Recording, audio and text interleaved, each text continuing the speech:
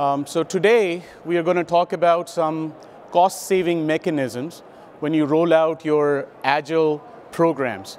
I'm going to provide further details on some of the concepts that you've already heard in different sessions. Let me get into some of those details in a few seconds. I'm going to keep some Q&A part in my session towards the end. For anyone that has questions, you can come up to the mic over here and ask me questions. If you've got further questions and we run out of time, the TCS booth is right behind us. Feel free to come over there and ask anything that you want to get more further clarifications on.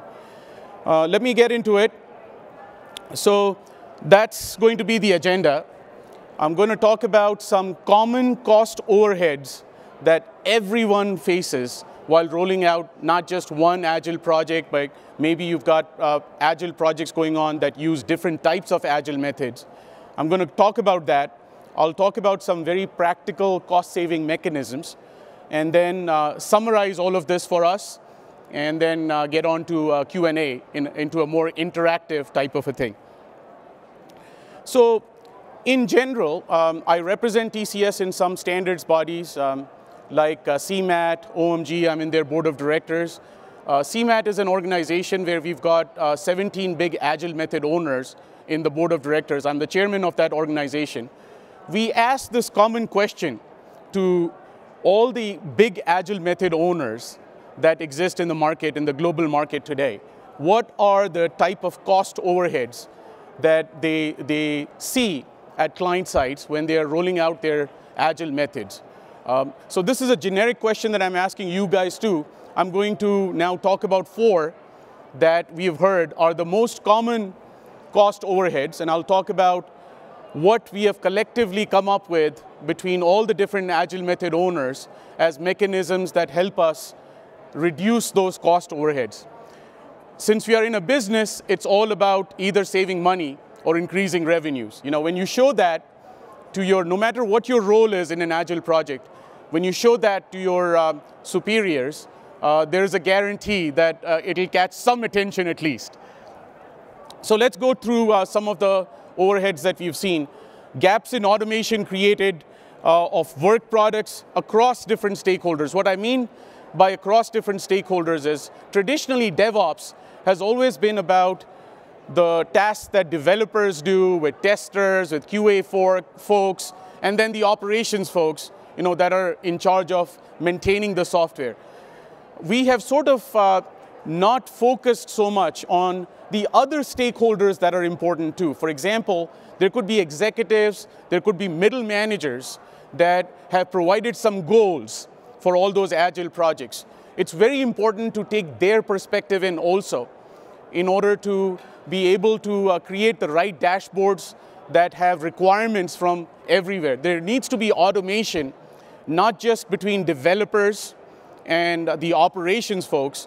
You'll now soon start hearing terms like intelligent automation that's coming into the buzz, so to speak, where people are starting to talk about a transformation using DevOps, business transformation that needs to involve other stakeholders too. So there are gaps in automation. I'm going to talk about practical ways of covering those gaps. There are gaps across different Agile teams. Some Agile teams work on certain user stories. They can't pass it on to other Agile teams because the tools that the other Agile teams use are different, or the methods the other Agile teams use are different. So I'm going to talk about that. There's lack of prescriptive guidance. So whether you are an advanced person or a newbie at an Agile method, it could be your own custom Agile method in your organization. There is a mechanism now available where you can get the steps. It can tell you these are the templates, this is the format of the user story, fill this out, whether you're a tester or a developer or a maintenance person. And then last but not the least, I'm going to show you some freeware tools that are available that allow you to do ROI monitoring, continuous ROI monitoring, so that you can see in the iterations that you've done, what is the type of return on investment that the company is now getting in the projects that you've completed in previous increments. So let's get into the first one, gaps in automation between different stakeholders, not just developers and operations folks, but also other stakeholders. You've all heard this concept of the modern software factory. I'm going to provide you with some more details on how a modern software factory can be implemented very easily. The idea is to take a normal system development effort, software development effort, and convert that into some sort of a manufacturing assembly line in a way. So what do we mean by that? If we take all the stakeholders, all the roles that exist in your organization, let's say you start off with the CFO, the CEO, all the way to line of business managers, down to developers and testers. Each of these roles have their own viewpoint. They look at the same thing in a different manner. Now, the line of business manager might be saying, oh, the software that we are developing will help my customer do A, B, C. The finance guy in the CFO's office would look at the same software and say, this is causing this much of liabilities. This software would cause me to have this many assets. And here's where I'm going to put it in my general ledger, so to speak. These are different viewpoints that the different roles have on the same artifact, on the same subject. For example, the software that needs to be developed.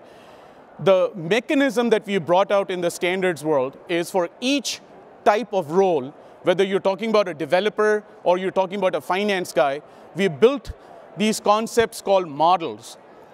So for example, UML, a Unified Modeling Language model, is a type of model that developers use to represent what their software is going to look like. Similarly, the finance guys have a tendency to use certain models that we have created in the financial world where they represent their data in that format. When you show them things in that format, a model can say more than, it's like a picture can say more than 1,000 words. A model has the capability to provide precise representation of what you're trying to express, what your requirements are, or what your reports need to show for a particular type of role. So what we have done at TCS and at various other companies working well together is in our DevOps automation framework, we have provided a mechanism that allows you to take standard artifacts.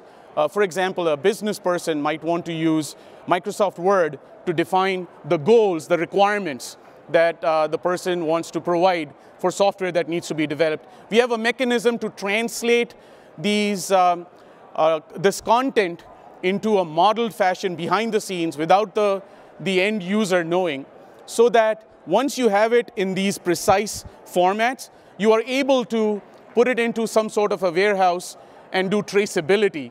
So for example, in typical cases, if a user story gets delayed, you can now see what is the CEO's goal or the different line of business managers' goals that are impacted if those user stories are delayed. And you can do some sort of a traceable analysis. If a goal changes, you can see which user stories need to be looked at again. If new user stories are brought in, you can see which goals need to be looked at again to see if they're still aligned with the work that needs to be done. This is a powerful freeware mechanism that is available right now that allows you to save tremendous amount of costs that is lost in the Tower of Babel type of a framework when someone provides some requirement and it doesn't get translated in real time to the development or the operations teams. If you come to the TCS booth, we can show you some demos and we'll provide you with information on how you can quickly stand your organization up with this type of a traceable, automated framework. So let's get into the second big cost overhead that we found with different TCS clients, as well as all these Agile method owners have found in their projects. The second biggest one is where most large organizations don't use one Agile method. They've got multiple Agile methods. In fact, there's a lot of not invented here syndrome, which might be correct. A lot of large enterprises create their own custom method, which is right. You know, many organizations might not want to use an existing method as is and leverage the best of whatever is available in the different Agile methods and put that into CA Agile Central or any other Agile tool and start using it. Well, there are gaps in reuse whenever you have multiple Agile methods involved.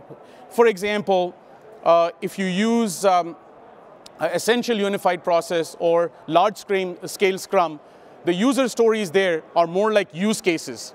Whereas if you use SAFe, a user story would be in a format such as some role code, I would like to do the following things, bang, bang, bang. We've all seen those templates, so to speak. There is a mechanism that is available now that allows you to reuse these different formats across different Agile methods. So let me talk about that. We have come up with a standard called Essence in a standards body called OMG, Object Management Group. That's the same standards body that came up with UML. All the Agile method owners have agreed to this particular standard. What this standard does is, it essentially allows Agile method owners to break up their monolithic methods. So take SAFe, for example, or LESS, or Essential Unified Process, or Ignite, or Scale Professional Scrum. These have all now been broken down into smaller sections of reusable set of activities. So creating user stories would be one package set of activities. The whole point of doing this is so that you can take the best of any packages, sub-packages available in all these different methods. There is documentation on what are the pros and cons of using some of these different granular reusable activities. And you can create your own custom method for your own company with whatever you feel is the best fit.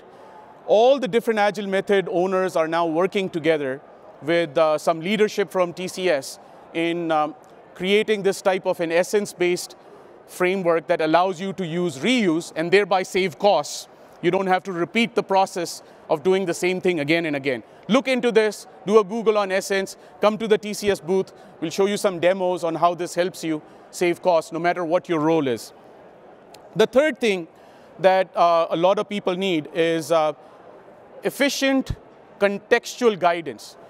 If you pick essence-based methods, so to speak, essence-based packages from a reuse perspective, what happens is you automatically get contextual guidance. So let's say you are in any tool that supports SAFe, or you are in any tool that supports LESS, any of those methods that have been essentialized, that have been put in an essence format, you can, just like an F1, how many of us remember Microsoft's paperclip that used to show up at the bottom? They had an operating system called Bob.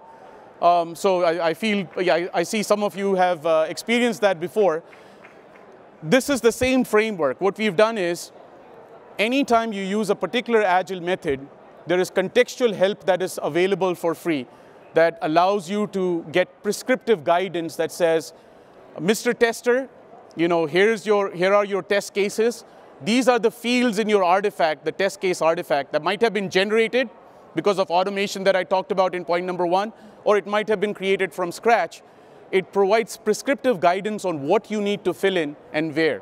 It's available as a web page on the side, and it walks you through what you are doing right now, what you need to do right now. So the skill set of the role could be anything. You could be a newbie in the world of Agile, but because you're getting prescriptive guidance, you know exactly what you need to do. You could be a skilled person and not look at the guidance at all. That's fine.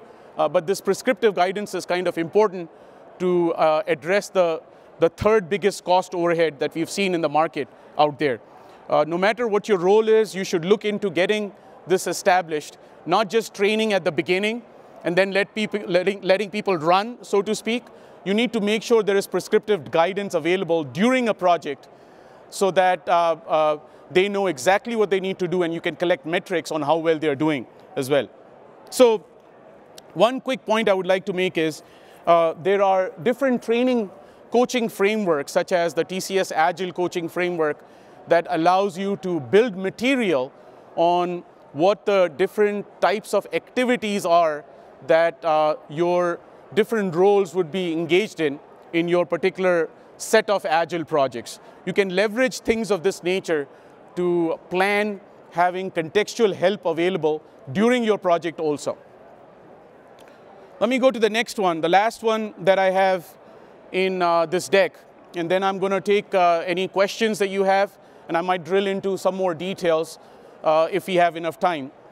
The last but probably the most important one is the cost overhead, where if you look at the main principle of Agile, it's all about doing work really fast and delivering value fast, right? That's very important.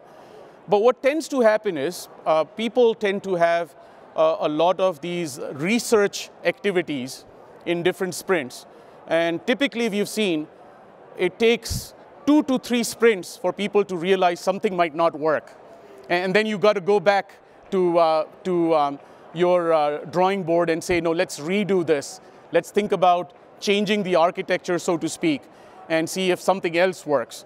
There's a lot of cost overhead based on that. Although you're trying to deliver value and you're doing things fast, what this leads to is no traceability on how much of an ROI impact, return on investment, would the company be seeing or is seeing as a result of something that you have already brought out in a previous release that has been running in production for some time.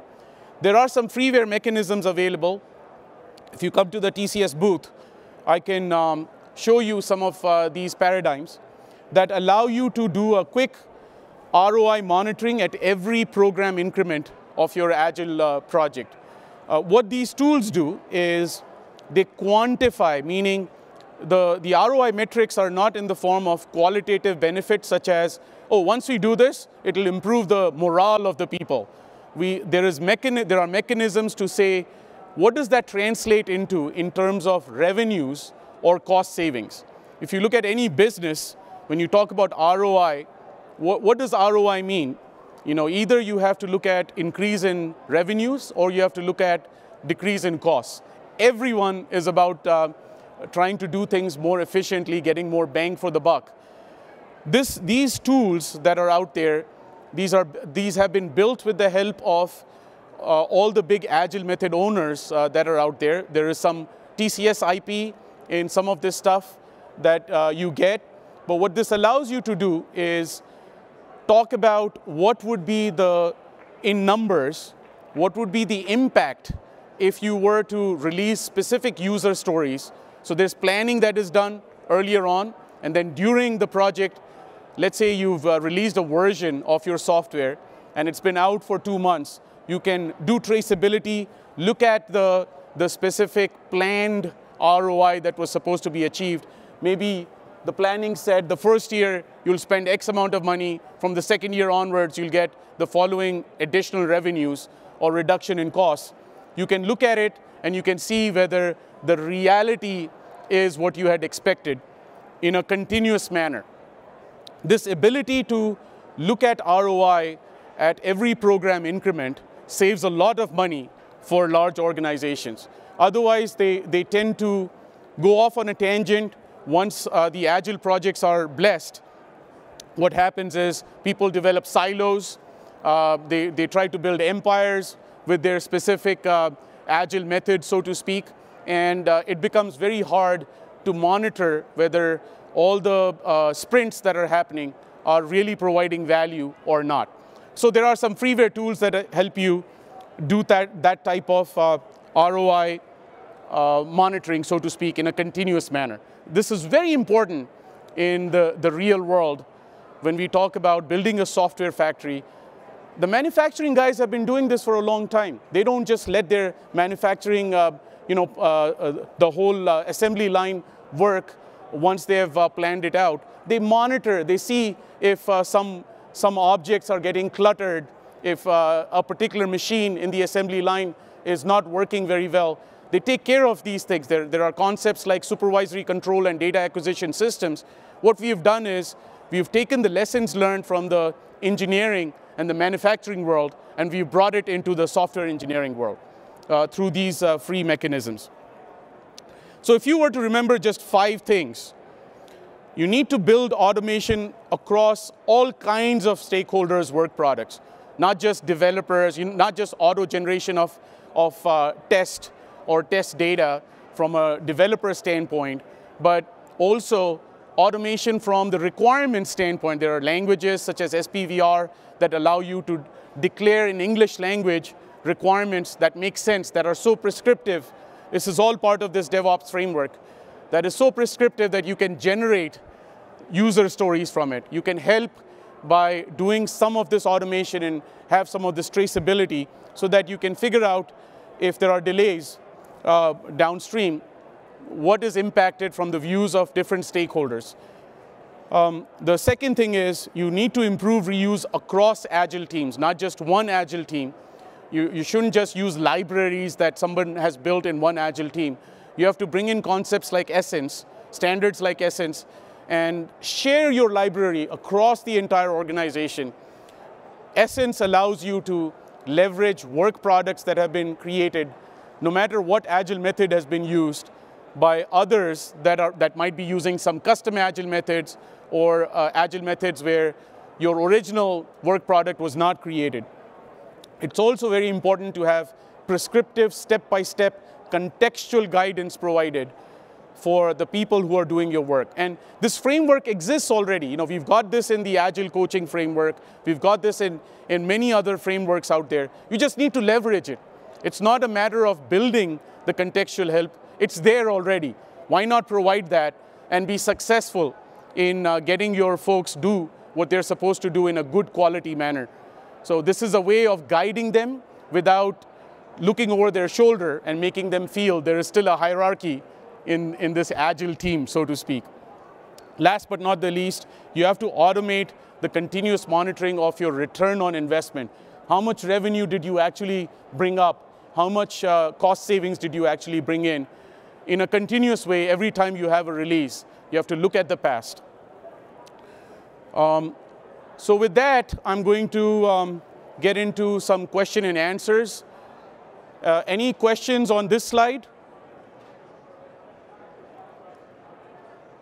So you might have noticed I said 5 important things. If you count the number of things I've listed over here, it's just 4. I did that for a reason. The 5th most important thing is go to the TCS booth. You will see a whole bunch of different freeware-related stuff. We'll get into more details. I can show you what's available in the market for you to leverage. And for anything that you were interested in, as far as any of these 4 cost-saving mechanisms that we talked about, the 4 biggest cost-saving mechanisms that we have here are concerned. That's pretty much the end of my presentation. Those are the 3 booths that you should go to. Please go to the TCS booth that's right here behind us, where we've got demos of different concepts that I presented available. There are some additional demos of TCS add-ons at the Blueprint Systems booth. That is right in front of the TCS booth. And we've got some people at the main CA Agile booth also, where they're showing different things that Agile methodologists are using in order to save costs. So that's pretty much it. That's my presentation. If any of you have any questions, raise your hand. We've got about 6 minutes left. I can cover that right now. Or if you come to the booth, I can cover it over there. Any questions?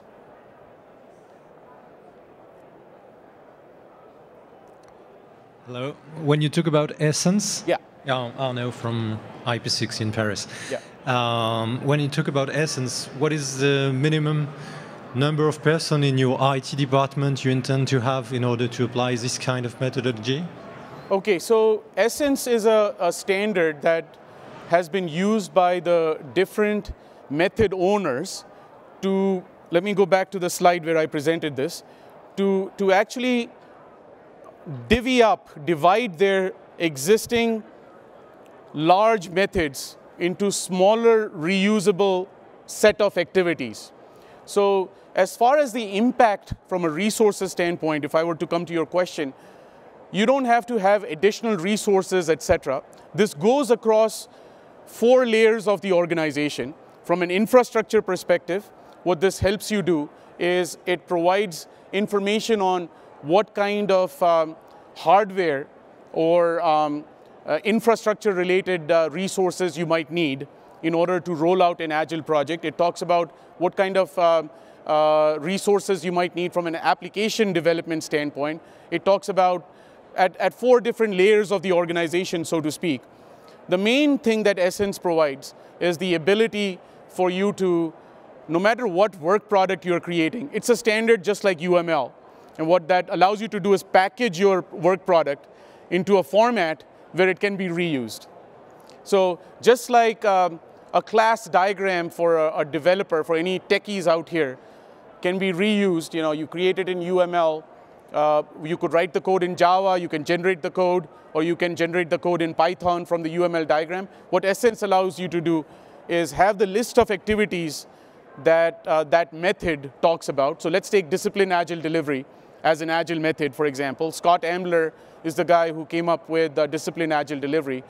Unlike other agile methods, Scott Ambler's discipline agile delivery is very powerful, just like most of the other agile methods out there. But unlike other agile methods, it has a DevOps framework in it now. It's got a value proposition framework in it now. It was impossible for organizations to reuse the reports that are created if you are involved with discipline agile delivery. Now, because of Essence, the reporting framework, the value delivery, the DevOps automation that is part of the process, you can bring in some aspects of SAFe, you can bring in some aspects of less, or Ignite.